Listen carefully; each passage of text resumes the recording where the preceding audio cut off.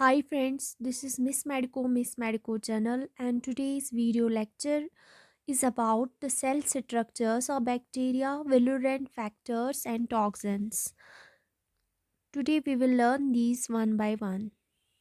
So let us start with the virulent factors. Virulent organisms किनको बोलेंगे?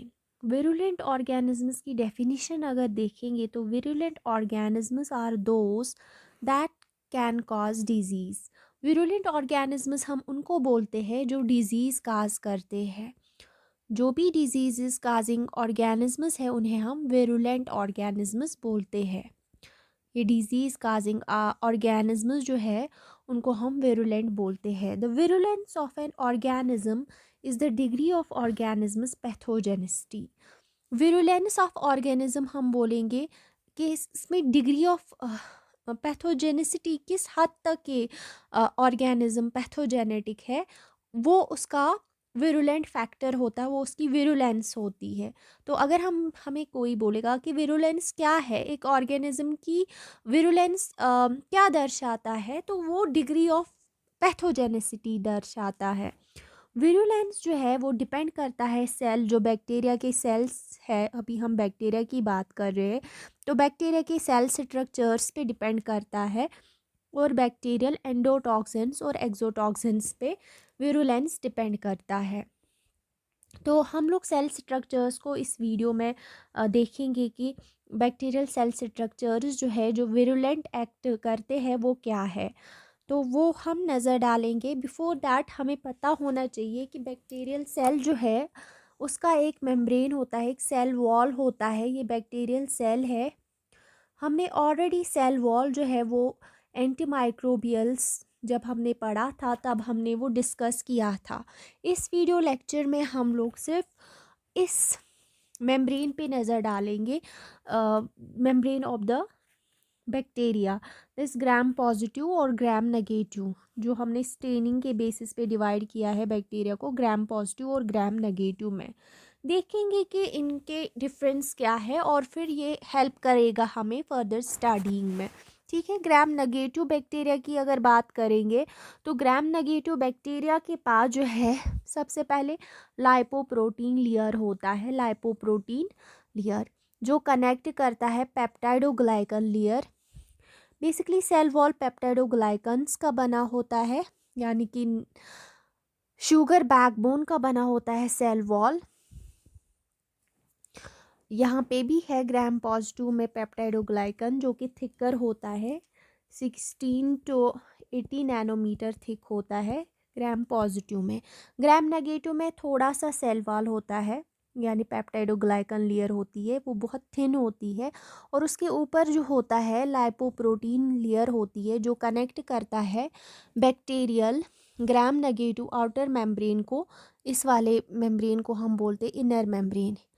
This is inner membrane of the gram negative bacteria. That means gram negative bacteria के पास दो membranes होते हैं, inner membrane और ये वाला आउटर मेम्ब्रेन.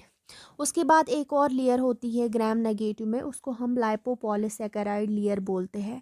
लाइपोपॉलीसैकेराइड जो है इसमें लिपिड ए होता है, lipid A attached to a polysaccharide, और एक पॉलीसैकर, इसलिए लाइपोपॉलीसैकेराइड बोलते हैं इस लेयर को जो कि आउटर मेम्ब्रेन के ऊपर होती है. और यही lipid A with polysaccharide layer जो है ये एक्ट करता है as endotoxin of gram negative. आप देखेंगे कि एंडोटॉक्सिन्स रिलीज करता है बैक्टीरिया और ये विरुलेंट है, ये पैथोजेनिक है, पैथोजेनेटिक इसमें प्रॉपर्टी है कि ये डिजीज़ काज कर सकता है एंडोटॉक्सिन. तो ये यही लाइपो पॉलीसैकेराइड लेयर होती है. ठीक है, उसके अलावा आउटर मेम्ब्रेन और इनर मेम्ब्रेन के दरमियान ये स्पेस जो है इसको हम पेरिप्लाज्मिक स्पेस बोलते हैं इन ग्राम नेगेटिव. तो ग्राम नेगेटिव में हमें क्या क्या मिला, यहाँ पे हम लिखेंगे ग्राम नेगेटिव बैक्टीरिया जो है सबसे पहले इसमें हमें लाइपोप्रोटीन लेयर मिली. नंबर 1 लाइपोप्रोटीन लेयर जो कि कनेक्शन का काम करती है. आउटर और इनर मेम्ब्रेन के दरमियान जो कनेक्शन होता है वो इसी में लाइपोप्रोटीन लेयर का होता है ये वाली, इसलिए। और इसके अलावा आउटर मेम्ब्रेन है। नंबर 3 पे हमने इनर मेम्ब्रेन देखा। इसके अलावा पेप्टाइडोग्लाइकन लेयर दोनों में है, ग्राम नेगेटिव में थिन है peptidoglycan layer. And next last में जो है वो है पॉलीसेकेराइड, लाइपोपॉलीसेकेराइड, ये है ग्राम नेगेटिव। मीन्स 5 थिंग्स होते हैं। ये हमें सिर्फ रिवाइव कर रहे हैं यहाँ पे, क्योंकि हमारा जो है सेल स्ट्रक्चर्स जो है पर्टिकुलरली फ्लैजेला के रिलेटेड ये टॉपिक है। अगर ग्राम पॉजिटिव की बात करेंगे वहाँ पे सिर्फ पेप्टाइडोग्लाइकन लेयर होती है, जो कि 16 to 80 नैनोमीटर थिक होती है ग्राम पॉजिटिव में। और इसमें एक एसिड होता है जिसको हम टेकोइक एसिड बोलते हैं। ये मेजर सरफेस एंटीजन एक्ट करता है, और ये ग्लाइसरॉल पॉलीमर्स का बना होता है, ग्लाइसरॉल पॉलीमर्स का बना होता है, इसको हम टेकोइक एसिड बोलते हैं। और ये मेजर सरफेस एंटीजन एक्ट करता है, और मेनली जो ग्राम पॉजिटिव है वो पेप्टाइडोग्लाइकन लेयर का ही बना होता है।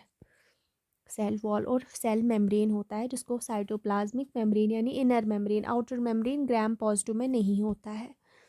अब हमारा स्ट्रक्चर जो है, सेल स्ट्रक्चर्स जो एक्ट करते हैं विरुलेंट फैक्टर्स, उसमें हमें फर्स्ट पे पढ़ना है फ्लैजेला।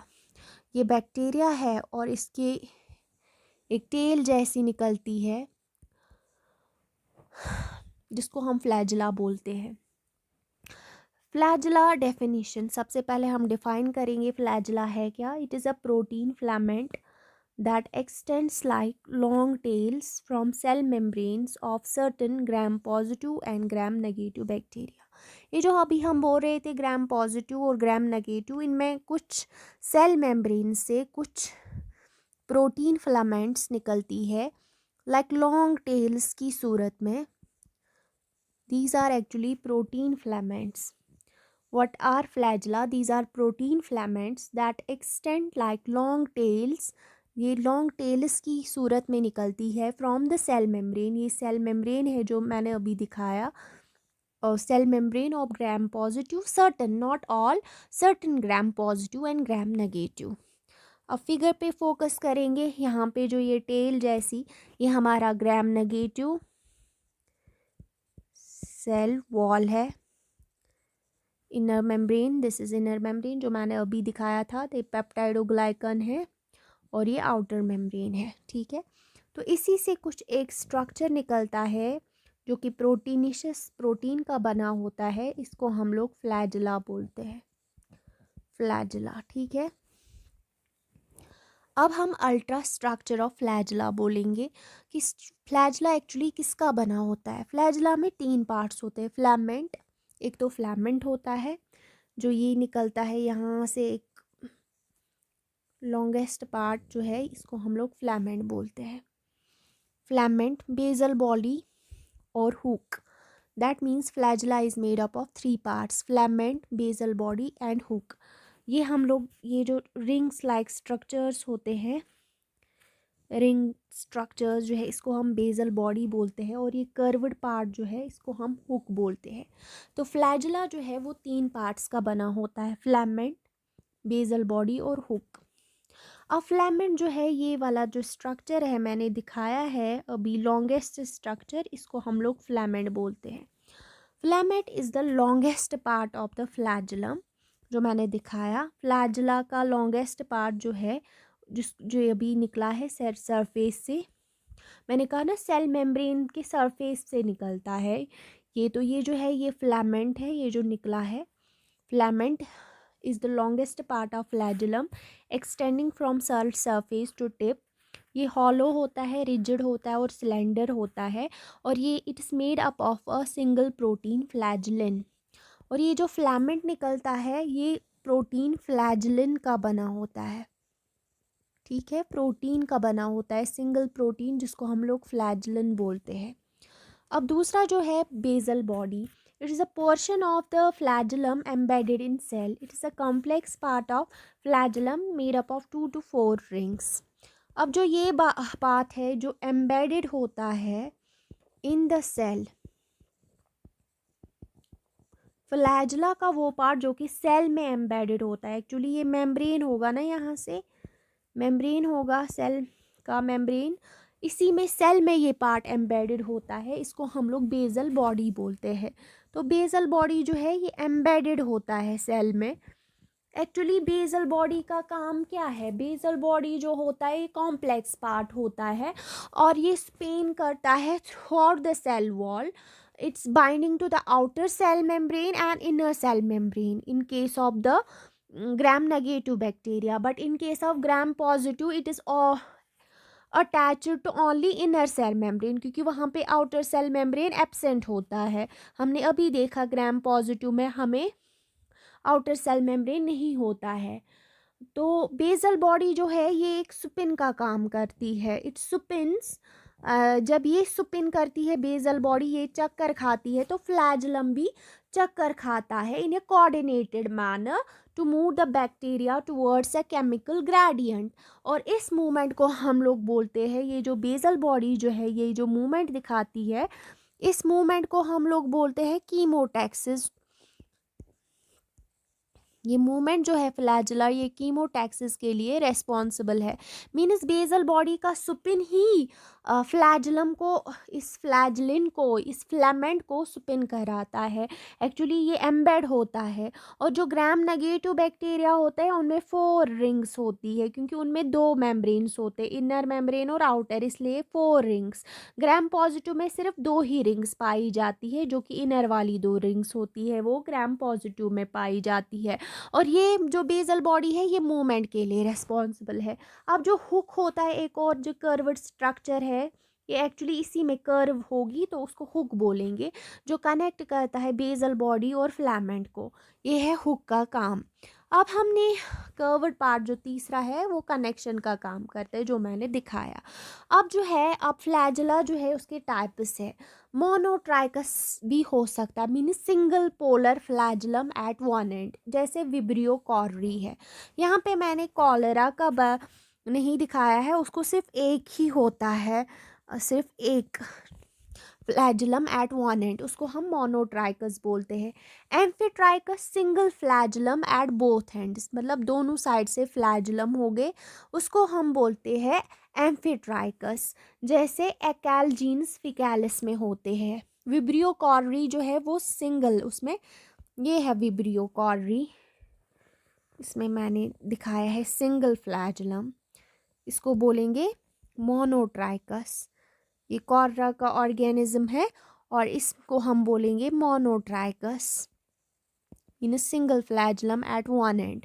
एम्फीट्राइकस होता है जब बोथ एंड्स पे होगा, उसको बोलेंगे एम्फीट्राइकस फ्लैजलम. ठीक है.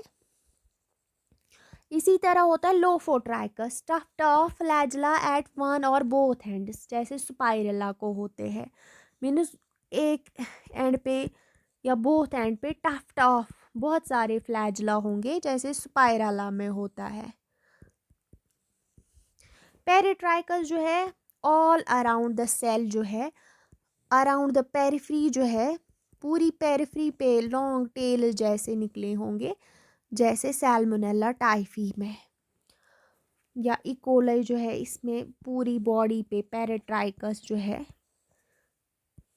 शिजेला में कोई नहीं होता है एट्राइकस, शिजेला, इकोलाई या सैल्मोनेला टाइफी में पूरी बॉडी में पेरिट्राइकस. ये था आज का वीडियो, जो कि था सेल स्ट्रक्चर और बैक्टीरिया के रिलेटेड, और इसमें हमने फ्लैजला. नेक्स्ट वीडियो लेक्चर में हम लोग लेंगे fimbriae or pili. Thank you so very much. अगर आपको कोई क्वेरी हो कमेंट सेक्शन में आके डू कमेंट. थैंक्स.